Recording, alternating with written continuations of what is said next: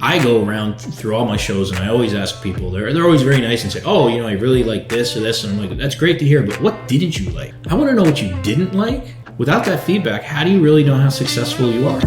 Welcome to Virtually Live by Kaltura. In this podcast, we'll try to sum up all the latest and greatest in marketing, and specifically in event marketing. To help us do that, we've invited prominent marketing and business leaders to share their most important lessons and give their best predictions for the coming years. In this week's episode, EVP Product at Kaltura, Renan Gutman, sits with streaming media analyst Dan Rayburn for a fireside chat where he talks about best practices for creating quality content for your events.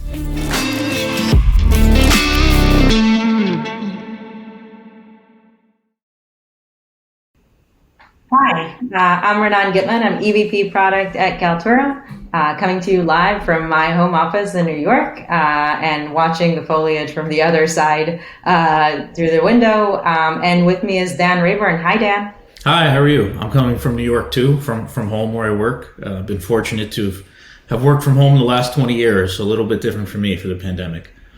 Yeah, so not quite new, right? No, I'm used to this. So for those of you that don't know Dan, Dan is a blogger, a TV analyst, and he has been conference chairman for over 65 in-person conferences over the last 17 years in 2 different continents, in America and Europe. He's placed over 5,000 speakers, so a ton of experience in the world of conferencing in general. And we're going to be talking today about content and kind of how to go about producing quality content for your event. And Dan, I'm just going to dive right in into the questions. Our audience has a lot of those. And I think the first thing is kind of just to get us even started, what type of content do you think people should produce for their events? Like what sort of formats, what sort of types of content should they even think about?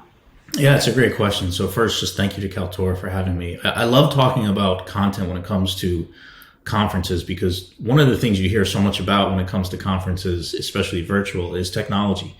Everybody's talking about bells and whistles and platforms and all that. But, we all know this phrase in the industry, our industry, content is king.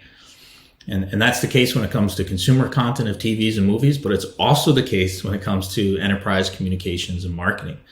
Content is really why you're drawing a user in. So to your question, you have to create the type of content your attendees want to actually consume and view. You have to measure what success is differently. And, we're going to talk today a lot about sort of tips and tricks and best practices. But when it comes to the content, you have to first and foremost look at the message you're trying to deliver. So depending what you want to deliver and get across, that's going to dictate your content. Is it short form? Is it long form? What type of format is it, from a presentation to a roundtable to a fireside chat? Maybe it's a case study. There's lots of different ways to do it. I also think, especially with so much being virtual now, you have to remember that people don't want to sit through 8 hours of content multiple days in a row. That's just not realistic. So you see a lot of events these days that are multi-day events. You can't expect people to stay into those. They're going to jump in and out. But it also means that you have to change up the content. Because imagine if every single person had the same background, like most people do at home, right? It's just usually just a white wall. Like, do you want to stare at that for hours a day? You don't. So you have to put in really good production value into the event, from audio, from lighting. And in many cases, you have to help your speakers with that. It's not something that they're used to doing on their own. And kind of touching on that point a little bit, thinking through in-person versus virtual, and you've done both of these types of conferences. What do you think? Is it the same sort of content format? Would you approach it differently when planning events? It's a good question. You have to look at this differently. So the one thing I don't like in the industry is people are so quick to give others advice. Well, we did this for our conference, so you have to do it. Well, maybe you're having a different style conference. Maybe it's not about how many people you reach, but rather the message that was delivered. So many times in our industry, quantity is focused on instead of the quality. I'd rather deliver a message to fewer people, but have the message be exactly from a quality standpoint what I want, than deliver a misjointed message to a larger amount of audience. So you have to think about what you're delivering. You have to think about who your speakers are. fireside chats when it's a very unique speaker or an executive. Those are things that really work well in person. They don't work that well virtually. True fireside chats. It's difficult to do. And you always want those types of presentations to not be a presentation, but rather it to be a discussion like you and I are having. It should not feel like a Q&A session. You want to think of it as you're having a conversation with one of your friends about a topic you're both interested in. That also helps a lot of speakers too, who maybe aren't naturally comfortable speaking. And they're not always in that situation. And that's really what you want, is you want them to tell a story, which is something we'll cover later. Because that's what delivering a message is all about, is telling a story. So I think when it comes to in-person or virtual, you have to think about the medium differently. Most times you're delivering a different type of message to a different type of audience. And what you can do in person, can never be replicated for what you can do online. And when you're thinking about that attendee experience, I oftentimes think of it, we're thinking about it as marketers, and we're thinking about this through the organizers. We see everything that's happening at the same time. But as an attendee, I choose a specific journey, right? That's right. I meet you at a certain point, and from that going on. So what would be your tip, for marketers thinking about the attendee experience? Like, how should they start thinking about those journeys as they're planning their events? So you have to understand now, with all the choices there are in the market for virtual events, and considering we've all just been inundated with Zoom and everything else over the last 18 months, and a lot of people have burnout from online events, you've got to make this easy.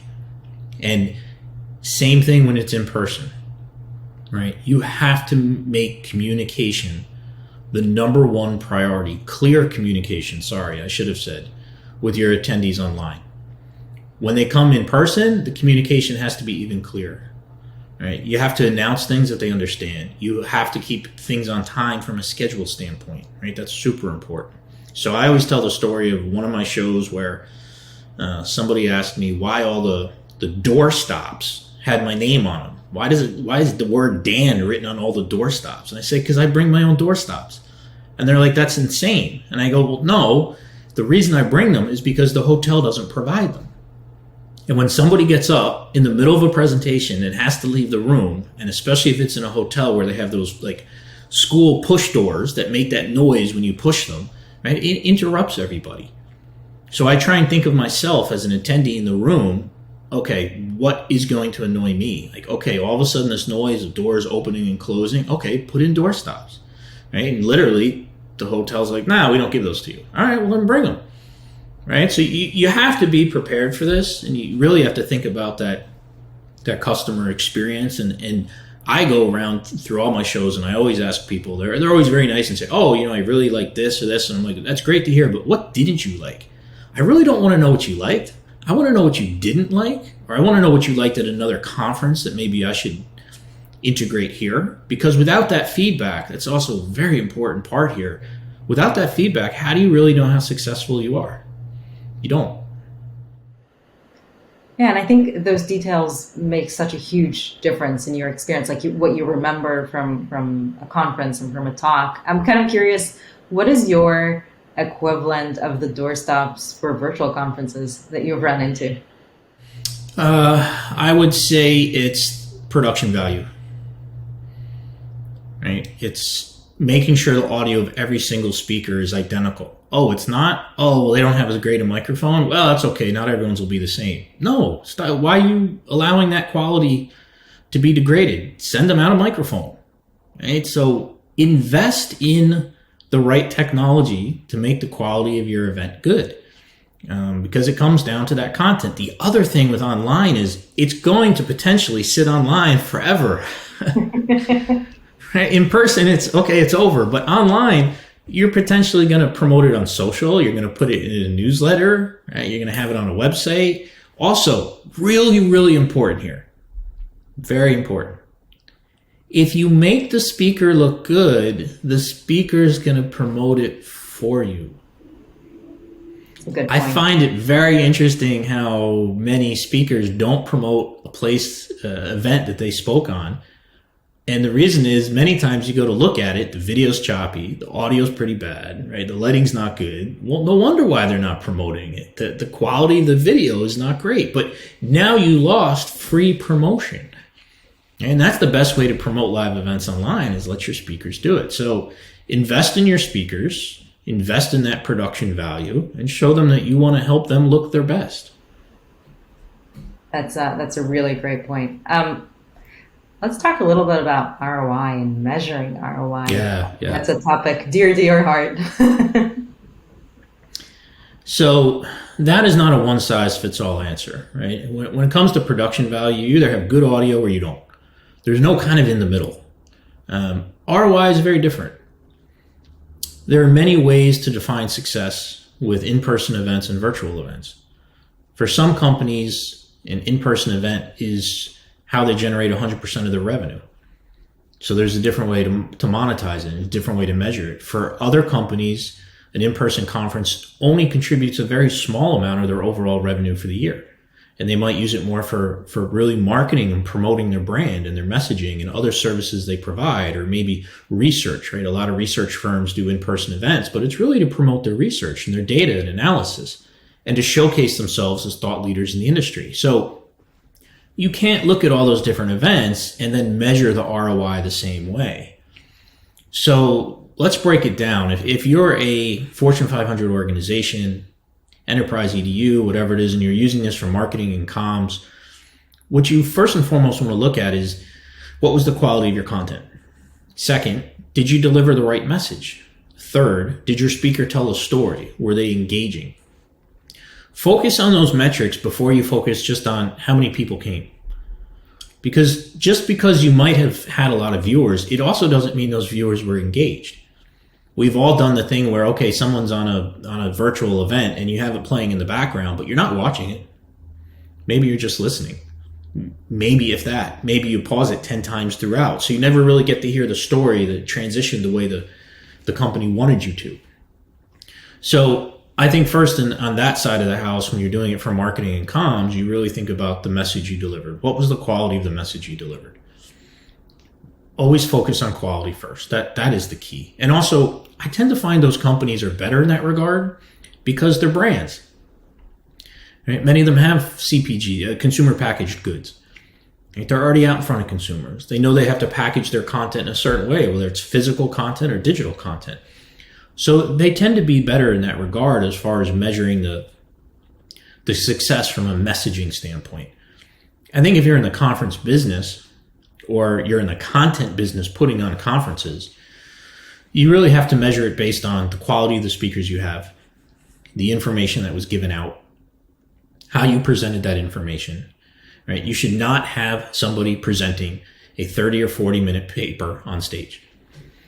Should never be allowed. And the reason is they've already published the paper. Somebody can go read that when they want to. So have them spend at most 10 minutes recapping the highlights of the paper and then sitting down with somebody to discuss some unique aspect of the findings, as opposed to them talking about that or going through, I've seen presentations literally where someone has 60, 70 slides. Right? That's not what you should be doing. Now, engineering conferences are a little bit different. Right? Those can be very targeted where people do want that level and depth of content in that sort of setting. But those are, again, very unique conferences. Again, look at who your audience is and look at the content. So I think the way you measure ROI is, first and foremost, you have to go out and collect feedback during the event and after the event from your attendees.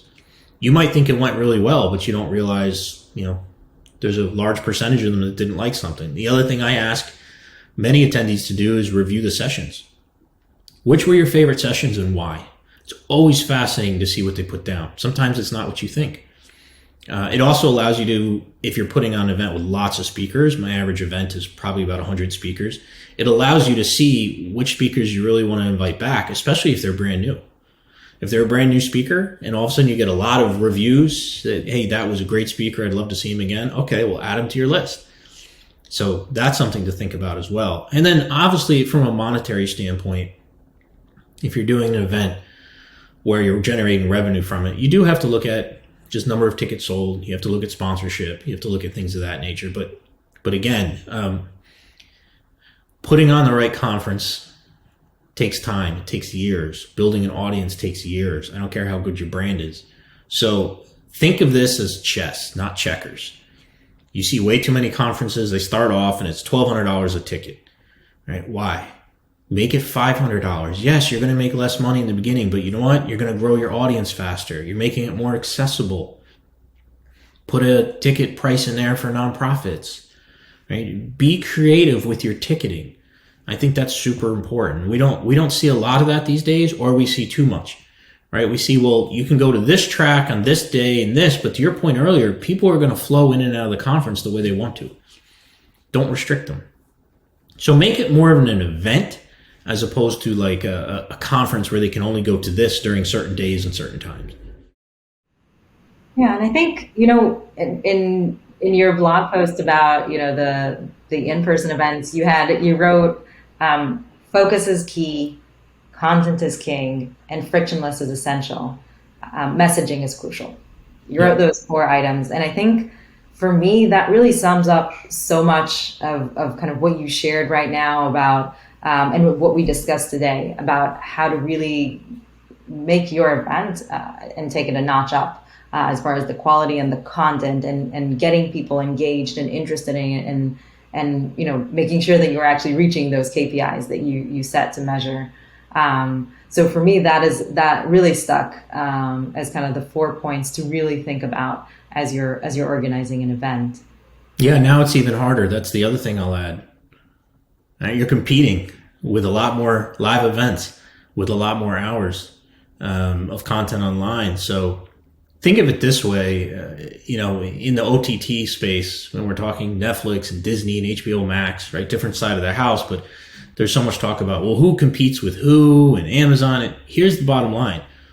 Everybody's competing with everyone for our time and our eyeballs. Right? We can only consume so much content during the day, short form, long form, live, on demand, entertainment, business. So you're really competing with everybody. And now with so many events, in-person events having been canceled, and so many more events going online, now you're really competing. So you have to sit down and really think about, to your point, your event differently. And you have to be focused. It has to be bespoke. Every single person who buys a ticket for my event, I send them an individual email thanking them for buying a ticket and asking them, is there anything particular you want help with at the event? Now, that's not an automated email. That doesn't go out from a database. I literally, every time a ticket sale comes in that day, I don't care if it's 1 or 10, I send a separate email to that individual finding out how else can you help them. Now, it's amazing how many people say, well, we don't have the time to do this and that. But you know how many more additional tickets I sell because of that service? People get excited. They can't believe they emailed you. Well, actually, my friend was thinking of going, but he wasn't sure if this was the right focus. You sell a lot more additional tickets. Or somebody says, oh, well, I didn't realize that. Like, could I bring 3 other people from my company? Sure, actually, you know what? I'll give you a discount code. Like, that level of service is so rare that when you build that relationship with that person, they continue to come. So that's the part of my blog post where I talked about it being bespoke. That person should feel like you're putting on the conference just for them. And if you do that, you can definitely be successful. Absolutely. Dan, I want to thank you so much for your time today and thank you. For our conversation. This was fascinating.